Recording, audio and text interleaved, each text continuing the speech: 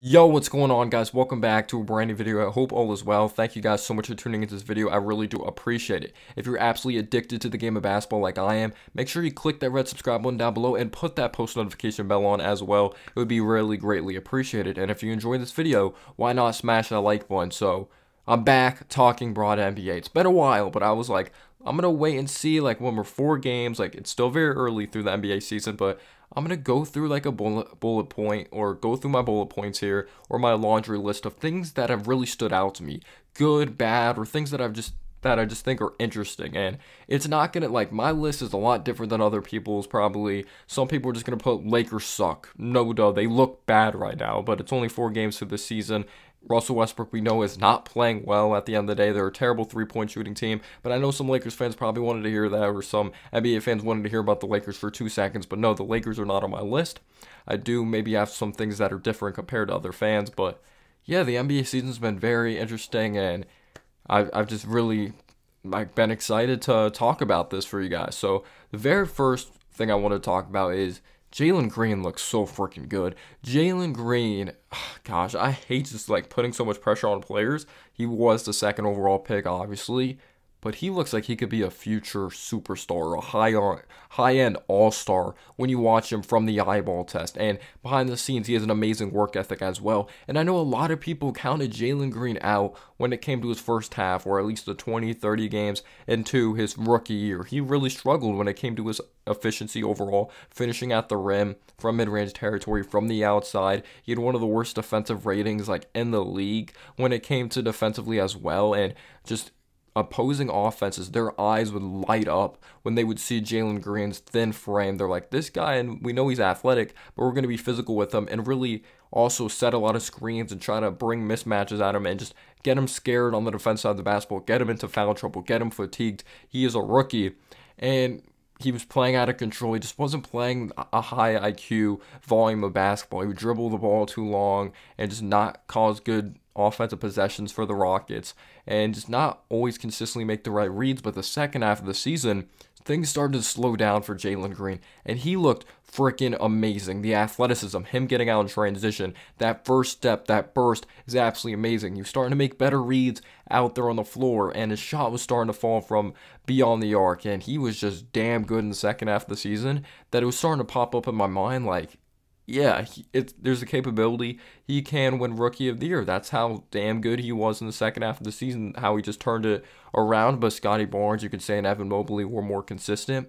But you just when you watch Jalen Green, you just see the upside there when it comes to this season and the end of last season. It's only 4 games through this season, but you look at Jalen Green's stats right now. He's averaging 24 points per game. He's averaging 4 rebounds. He's averaging 2.5 assists. He's averaging 0.8 steals. He's shooting 48% from 3 on 6.8 attempts. He's shooting 46% from the field on 19 field goal attempts and 34 minutes of action. And I'm going to be getting into his offense, but what has impressed me the most is his defense. He just looks quicker on his feet. He's moving his feet a lot better. His footwork's better. And he's even gained 10 pounds this offseason as well to really handle those physical assignments more. And the Rockets have given him a favor with certain mismatches as well, or just communicating better that he's not going up against maybe offensive players that really could take advantage of him. So him and Kevin Porter Jr. have done a really good job communicating out there on the floor. But one thing that I just knew was going to translate, and that has impressed me since G League Ignite in high school, we know the work ethic is amazing, but he has what some lethal shooting guards have in this league. That snatchback. That snatchback is insane because he moves his feet so quick on the offense side of the basketball. Even defensively, he's improved that. We know he's an athletic specimen. We know he can fly above the rim. He has an insane catch radius. Throw it anywhere near the basket, he's going to go up there and jam it. Like, it really doesn't matter who his point guard is when it comes to just throwing the ball up wherever, like, to go get it. But he has to snatch back because he's so lethal with his dribble penetration to get to the basket. He drives really hard, stops on a dime, just snatches back with a crossover, nails a three. And that was one of the things I wanted to see, the bag deeper or be more consistent executing those moves, and he definitely has done it so far. His hang time in the air is insane as well. Like, we've seen the clips this year. He drives down the lane. It looks like a beautiful shot contest by the defense. Oh, I'm just hanging in the air here. Oh, I'm just going to lay it up and in with some finesse. Like, He has such a soft touch, and if he could just continue to expand his game even more, like maybe just bang the post a little fadeaway, just watch out for this dude. His passing looking better. He still needs to get better. His rebounding, you could say, needs to get better. Sometimes he's standing around, but just from the eyeball test, this dude's just freaking electric. He can move without the ball too because of his athleticism. Be afraid he can cut back door, but I do wonder, because I know a lot of people are going to be like, oh, the Rockets winning though. No, because they're an extremely young team. And I'm not saying he's going to be Devin Booker. Jalen Green still needs to finish out this season. But the big thing with Devin Booker is he's not winning. He's not winning. They get him a Chris Paul. He's winning because sometimes with these high-volume shooting guards, they need that true point guard there, or the right point guard to put them in the position to be successful, or the right beneficial pieces. And I like Kevin Porter Jr. I just think he has to try to do a little less on offense when it comes to his shot selection, because I feel a more steady point guard that can find Jalen Green cutting consistently. I'm not saying Kevin Porter Jr. can't do that, but someone that kind of has less of a load offensively, and his role is just to be very stable. Don't try to do too much. Like, score when you're open or when there's an opportunity there. Break down the defense when you have the opportunity there. But I would just like to see Jalen Green with more of just a pure pass for his point guard. Kevin Porter Jr., I've loved, like, he's gone through a lot of adversity. I'm rooting for him. He's averaging 6 assists per game. But if he could just, like, lower his volume a little bit when it comes to his shooting, and just probably just get Jalen Green, like, I'm not saying he's not getting him involved enough, that type of thing, but I don't know, I just want like a Tyus Jones for the Memphis Grizzlies. He doesn't do too much, he just gets everyone involved, that type of thing. And when you have that type of player, I feel like it really puts everyone in the position to be successful. That's really steady, making the right reads, not trying to do too much. But Jalen Green's been fantastic. I'm not taking any credit away from Kevin Porter Jr. Jalen Green's obviously in the position to be successful. Jabari Smith, very young. Alperen Şengün, still very young. Tari Eason, still very young. Just Ty Washington. This overall ball club is so young. Josh Christopher, that we don't even know what their ceiling's going to be. But Jalen Green looks very damn good. Looking better defensively, reading the floors a lot better. He's amazing. Jalen Green has been absolutely amazing. And now we take a look at here is the Rookie of the Year race, in my opinion, won't be close. I like Bennedict Mathurin, and he's putting up numbers right now. I just don't see the 20 points per game standing when it comes to off the bench. If that stands, that's freaking amazing. If they give him like starters minutes off the bench, but simply they should start him, because the Pacers are not really going that far this year. In my opinion, I think they're going to be competitive. Like, I love Tyrese Haliburton, I love Jalen Smith, I love Chris Duarte. Like, I love their pieces. I like Terry Taylor. Like, I like this Pacers team. Don't get me wrong, I'm not hating at all. It's just that they're very young and inexperienced, that they're still figuring out how to win basketball games. So, Buddy Hield, what's really the point of him being there at the shooting guard position starting? And if Bennedict Mathurin keeps this up, he deserves to be in that starting shooting guard spot, because Hield's not the starter moving forward. You took Bennedict with the 6th overall pick. He looks amazing. His athleticism, his shot from the outside, getting to the basket at will, him strapping up on defense. But Paolo Banchero, I think, is going to run away with it due to the opportunity and him starting. And this dude doesn't look like a rookie. I know he struggled with the efficiency the first few games, but then no excuses. Efficiency. He had good efficiency in that New York Knicks game. And Julius Randle, I know he gets a lot of crap with last season and all that, but Julius Randle's looked good this season, and he's a physical guy.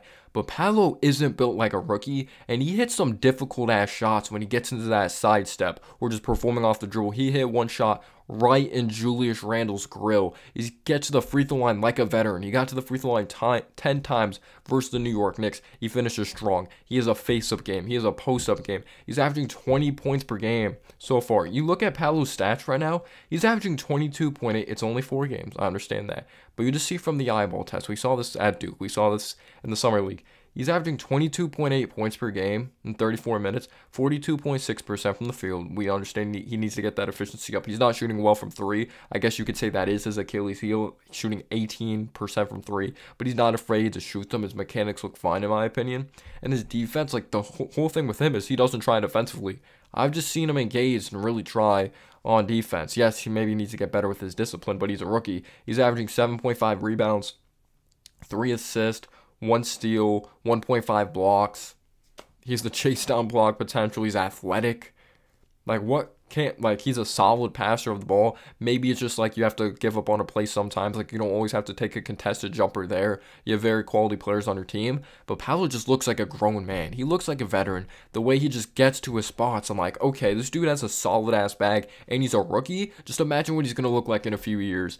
But Jaden Ivey looks damn good as well. He even looks better than Cade Cunningham right now. Hopefully Cade Cunningham gets it going. I still believe in him. But yeah, Ivey's athletic. He's electric. His playmaking has looked like it's progressed so much from like the high school days or the start of Purdue, his college career. The jump shot is the Achilles heel. How is that going to really hold up with that set shot throughout his three-point career? But the first step, the burst, yep, the athleticism. He has that it factor, just doesn't take off that motor. He could pickpocket guys. But getting into my next bullet point here, so players don't want to tank. Like, we all talked about, like, the Pacers, they're in the tanking sweepstakes. You know, the Spurs are in the tanking sweepstakes, the Magic and all that. But at the end of the day, these teams don't want to tank. The Utah Jazz don't want to tank. The organizations, there may be some organizations secretly that are like, yeah, let's get Victor Wembanyama. But the players are playing for contracts. They're playing for their lives, you know? The way they eat, the way they have clothes is by playing good and earning NBA contracts. And they also just love the game. They want to win. So even though these organizations secretly may want to lose for Victor Wembanyama, these teams are going to play their ass off. And some teams, like the Utah Jazz, they're like, yep, we understand we traded away Donovan Mitchell, Rudy Gobert. We're not supposed to be that good. But they're like, establishing a culture is more important than tanking for a player that may look amazing now, but we don't know how he's going to be long term with maybe injuries and all that. And we know Victor Wembanyama is the best prospect since LeBron James, etc. But we've even seen reports, Adam Silver's probably talking to these teams like, if we catch you tanking, even though I don't know what's going on behind the scenes and all that, like, there's going to be some consequences, because I believe Adam Silver's really looking out for these all 30 of these NBA teams, or however 5 teams that you think are tanking. Like, don't tank. And the Jazz are off to a great start. I love what they're doing personally, and Lauri Markkanen, like Colin Sexton playing his role, Jordan Clarkson in a brand new role, Mike Conley being a veteran, Walker Kessler being a solid player for this Utah Jazz team. Just a lot of different players really contributing to the Utah Jazz. You got to respect it. San Antonio Spurs, they beat the Philadelphia 76ers, and I know Doc Rivers is inconsistent with his rotations. He doesn't match the right personnel with with a certain play style sometimes, and he hasn't gotten his team on the same page when it comes to transition defense still. And I like Josh Primo in that game. He was actually a contributing factor. But Devin Vassell, Keldon Johnson, I like those guys. They're still figuring out how to win. Like, they beat James Harden out there. They beat Tyrese Maxey out there. They beat Embiid. They beat Tobias Harris. I know he's been inconsistent, but no one expected the Spurs to beat that team. But they're gritty. They play hard. Greg Popovich, I think, is low-key a genius. He was like, remember, he said, we're not expecting to win a championship, or I'm not expecting this team to win a championship. That probably, like, the Spurs players were probably like, I love our coach, but F our coach at the same time. Like, maybe, like, everyone should have that mindset. They want to win the big thing. And the Spurs are like, let's go out there, prove them wrong. Let's win basketball games. Let's fight our ass off. You know, Jeremy Sochan progressing offensively the other night, ended up with 12 points. We know his defense. We know his decent passing, but his offensive feel for the game, some people have some questions about that. And he's starting to progress as well. So tanking out the window for these teams. These players are trying to win games, but we'll see who ends up with that first overall pick. And next up, Ben Simmons. This may sound disrespectful. Ben Simmons is a mental midget. Or I should say small person. Midget's disrespectful. I understand the whole hiatus, that crazy hiatus Ben Simmons went through. Like, maybe he does have something going on mentally. Like, I don't mess around with anything mentally. Actually, like, no, this video ain't gonna look good for you. You just said mental midget, Noah. But, like, yeah, I've had people go through in my lives, like, some crazy mental things, but I'm just going off of what I'm seeing out there on the basketball floor. For someone that is that big, 6'10", extremely strong, built like a brick house, he looks scared when he plays the game of basketball.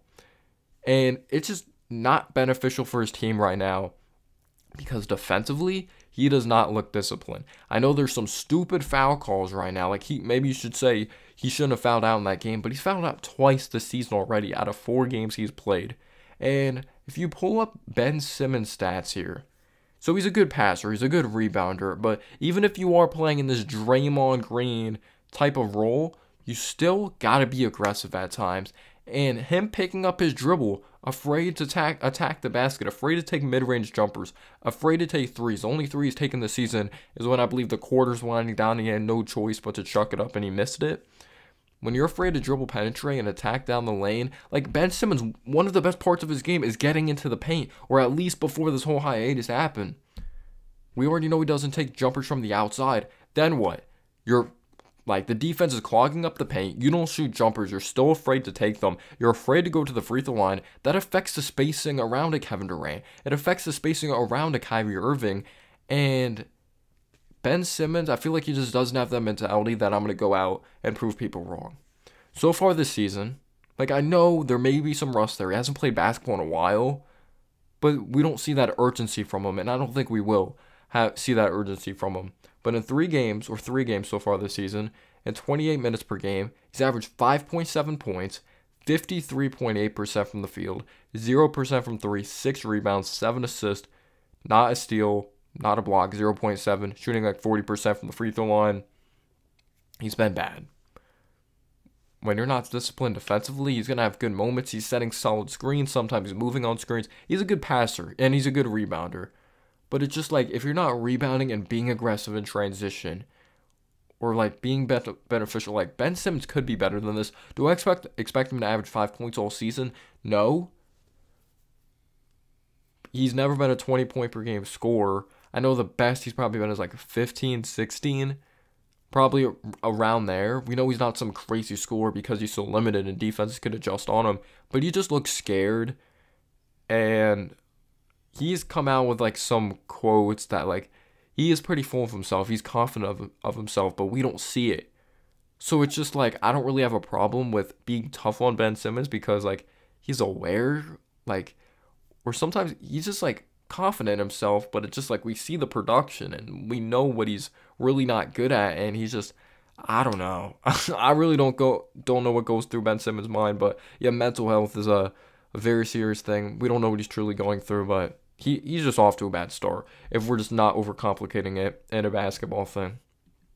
All right, next up, this one's kind of just a hot take, or not a hot take, but can Giannis consistently knock down threes this season? So he's shooting 50% from 3 on 3 attempts. This is just a fun segment I decided to throw in here because Giannis so far, he's averaging 35 points per game on 70% shooting. And it's very early in the season, so it's just a fun game. He's shooting freaking 70%, averaging 30. I don't even care. In one game, if you drop 30 points on 70% shooting, that's freaking insane. So we know Giannis could attack the basket. We know he's even added a little post-up game. He's a little baby hook when he wants to use it around the basket. He just plays with an insane motor. We know how athletic he is. We know his long arms. He's one of the best defensive players in the league. He's a really good passer that I think is underrated. When the defense is on him, he can just whip a pass outside of the perimeter. Yep, he could do pretty much everything out there. He could handle the ball a bit, even though sometimes you could say it's sloppy. But for his size, it's unbelievable. And everyone makes fun of him for the free throw shooting, for the 3-point shot from the outside. Imagine if it's a season Giannis on shoots 3 threes per game, shoots 35, 36% from 3. Just freaking imagine that. Then he has no freaking weakness. Because he's not mentally weak. This dude, he's a champion, but it's a huge just one-off, a little fun game there. And now, let's take a look at Ja Morant. Ja Morant looks hungry for that MVP trophy. And you could even put Damian Lillard in that category. I love seeing him back healthy, hitting clutch shots, putting up amazing points. But the Grizzlies are winning right now. It's very early, but no Jaren Jackson Jr. They didn't have Dillon Brooks at the beginning. So far in 33 minutes, he's averaging 35 points per game, shooting 54.8% from the field, 60% from 3 on solid volume, 4 rebounds, 7 assists, 1 steal, 1 block. And if he can knock down those threes, the defenses won't know if they want to go under or over screens on him. He could attack the basket. He's one of the most gifted passers in the league. His hang dribbles, his athleticism, insane. But it's just a fun game here at the beginning of the season. Don't take this analysis serious. It's just imagine if he's a decent 3-point shooter this season. I know he has an interesting set shot, but if it goes in, it goes in this season. It's just how fun would that be? Because he's an electrifying player. And let's see. The Knicks look like they finally have a point guard. The Knicks have had this long laundry list of point guards, you know, just like throwing out some random names. Walt Frazier's obviously their best point guard of all time. You know, they had Stephon Marbury. They had Derek Harper. They've had tons of point guards that I'm not even going to try to label all of them, but some that I've seen from a younger Knicks fan's perspective: Jeremy Lin, Raymond Felton, Frank Ntilikina, Elfrid Payton, Dennis Smith Jr. In a non-specific order, those names aren't good. Hawash Kemba Walker, the starting point guard position at least, because Derrick Rose has been pretty damn solid. But they finally have a point guard that is immensely tough. He's strong. He knows about playing in New York because his father played in New York. He has an unorthodox style of playing. Get to that post. He has crafty dribble. Get to the basket, pull up from mid-range, pull up from the outside. He's an unpredictability to his game. He does a good job protecting the ball. Doesn't really turn the ball over a lot. He's a very solid passer of the basketball. Rebounds the ball very well for someone his size. Not afraid of the big moment. I think the Knicks finally have a point guard. And it looks like he's benefiting and just it's rubbing off on the other players. Julius Randle looks unselfish now. It looks like the ball movement, they're getting out and running. He's being a true leader out there, and I love seeing it. And finally, when will Shai say, F this, I want to win? Like, yeah, awesome. Chet Holmgren gets hurt, so it's a past year for the Thunder. Giddey, I didn't think he was going to take that much of a leap scoring. We'll see if he ends up taking a leap scoring. We know he's a gifted passer of the ball. Shai, no doubt about it, he's a freak. He's freaking amazing. But it's just like, I understand you're trying to get as much high upside talent as possible. This season, I don't think they're going to be good. They have yet to win. Well, no, they just beat the Clippers last night. But I don't think this team's personally going to win that many games. Talent's not established yet. And at the same time, like, let's say they suck this year. Is Shai going to just get frustrated at some point and be like, I want to win games, though? Like, I understand they're acquiring these draft picks, but can we make a trade with these draft picks at some point? Let's get another star here. Like, let's not just draft another young player. That's the last thing we need. Like, I want to win now. Let's trade for the next disgruntled star. If I'm Shai, that's what I'm doing. Let's trade for the next disgruntled star. Because I'm tired of losing. I'm tired of, like, sometimes they just have me out with these injury reports. I'm not injured. We're trying to tank and lose games. Is next season going to be the last straw? You know, if they get Victor Wembanyama, get whoever the hell, like, who else is there? That you have Chet Holmgren back healthy, you have Shai, you have Giddey. It's like, you obviously brought back Dort. Those are solid pieces there. But then it's time to win games. It's time to at least win 35 games, 36 games. Like, be competitive. Be like at least a tease that you're going to be in the play-in. Is Shai going to get frustrated at some point? But let me know down below your thoughts so far in the NBA season. This is kind of just a ramble. Thank you guys so much for your great amount of support. Peace out, y'all.